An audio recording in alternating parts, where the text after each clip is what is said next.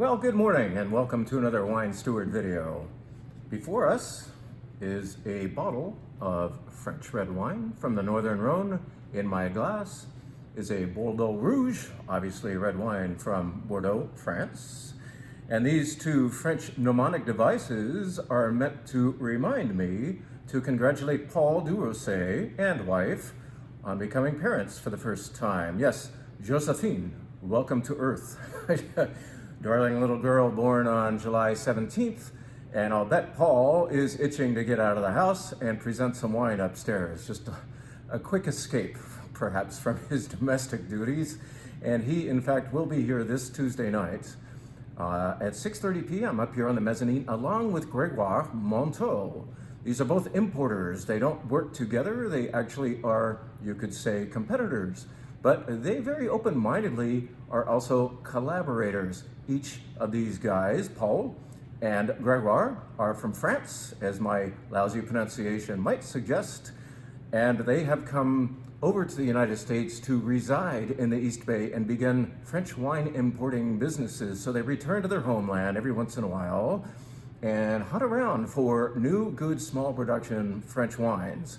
And when they come back, they often carpool together, perhaps down to the Monterey Peninsula, and do appointments, vendor appointments, one after the other, in order to just kind of like establish the idea of all for one, one for all. As far as good small production wine and small businesses go. So we are in fact partnering with them. They will both be up here next Tuesday night presenting, among others, this wine right here, probably, almost certainly. I will insist that a Cluzel from the Northern Rhone be poured. That's imported by Paul. There's a beautiful Cremant d'Alsace. That means sparkling wine from Alsace, France, that Gregoire brings over, and I'm almost certain that'll be featured as well, and so on. We'll probably have 12 to 14 different wines. The gentlemen will take turns representing them. In other words, Paul's up, then Gregoire's up, then Paul, come on up again and show us another wine. So this is for the first 28 people to RSVP. We already have several RSVPs on the list, and that's nice to see because I got the word out late, frankly. So if you're in town, if you're a lover and buyer of French red wine and white wine and sparkling wine, there might be champagne, we highly encourage you to come congratulate Paul on fatherhood and join with Gregoire and Paul and us, the Wine Steward. We at the Wine Steward are really eager to put on this event for the third time. Yes, they've been kind enough to do this for us 3 times already. Well, as of this Tuesday, it'll be 3 times. And this event somewhat takes the place of something else we used to do every early August. You might remember Tom Switzer and the wines of importer Charles Neal. Well, Tom and I used to represent Charles Neal Imports at this time each year, and this event somewhat takes the place of it in that Tom has retired and Charles Neal has sold his book. So we can't really replicate that event perfectly, but we're going to do our darndest with other French small production wines with Gregoire and Paul. So sign up today because the seats will go fast now that the word is coming out in a newsletter and video form.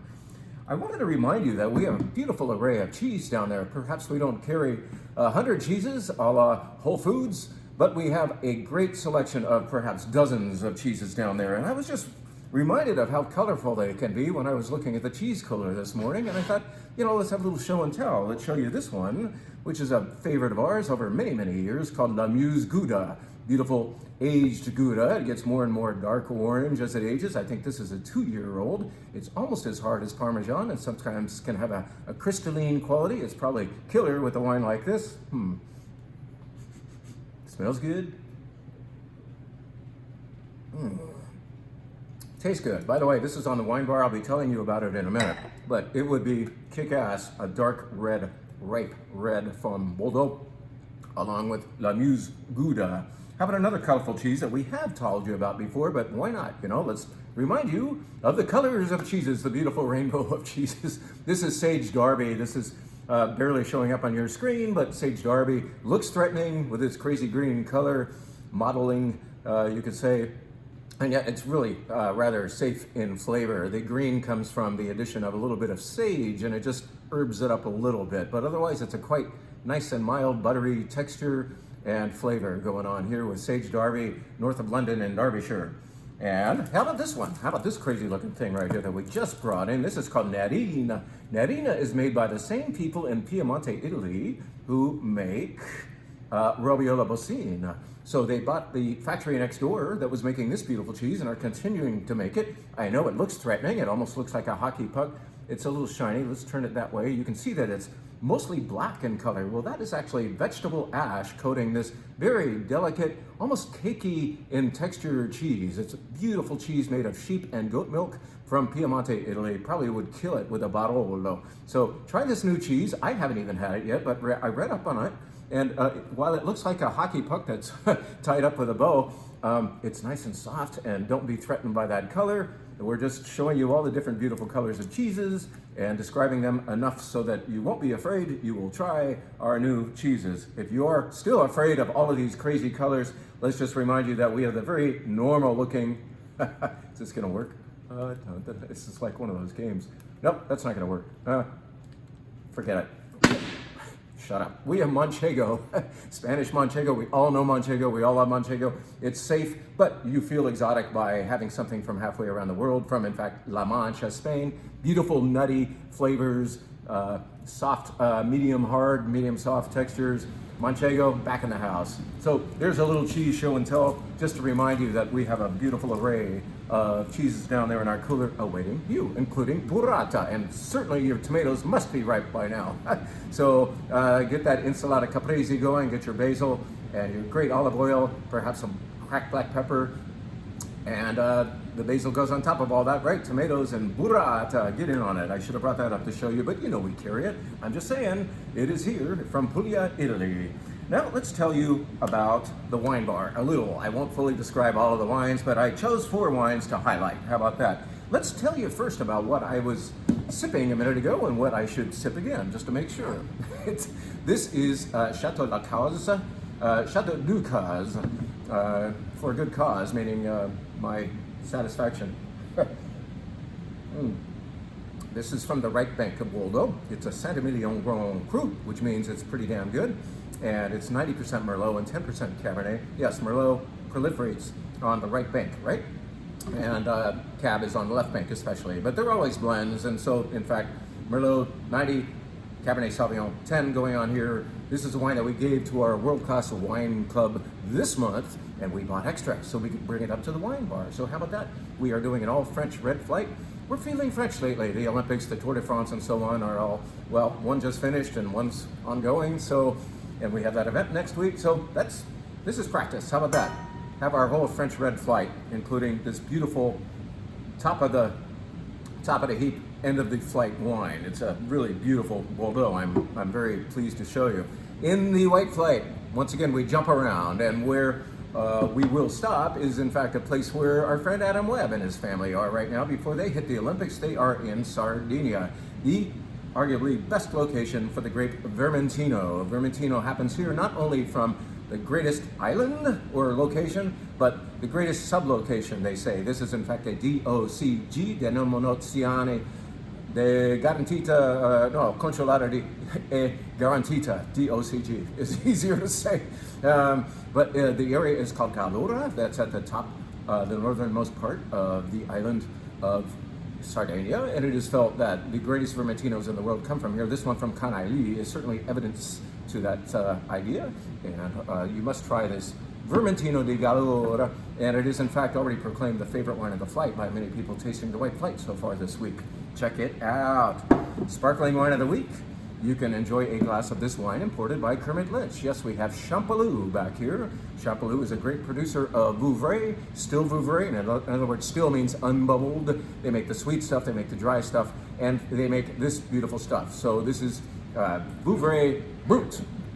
They could call it Cremant de Loire, but Vouvray is kind of like uppity, and they want to see their name on the label. So this is Vouvray Brut, nice and dry, 100% Chenin Blanc, the best grape in the world, from Champollion, as imported by Kermit Lynch. You guys have heard of that entity, haven't you? So enjoy this wine. And another wine, let's just put it up on its pedestal, shall we?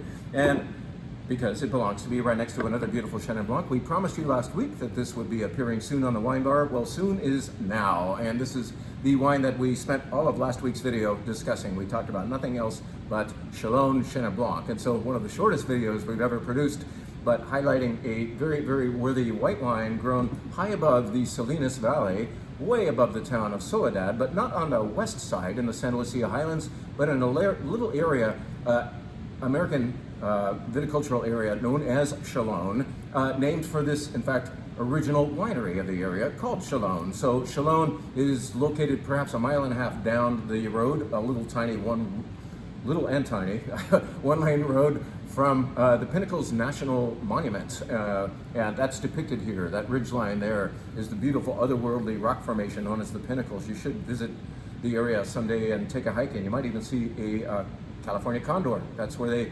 release those critters once they are rehabilitated. Back to this. This is very, very old vine, Chenin Blanc, only 150 cases made. Winery price, I think, is something like $53 or $55. We have it for far less because we get a nice price and we want to just pass the love on to you. How about that? Besides all that, this is offered only as a wine by the glass. It is not a member of the white wine flight. Why? Because I want you to fully immerse. I want you to know it fully. And when you have just a taste and move on to another taste and another taste, a la a tasting flight, perhaps you don't fully know any of those wines. Have a glass of this, you will know it.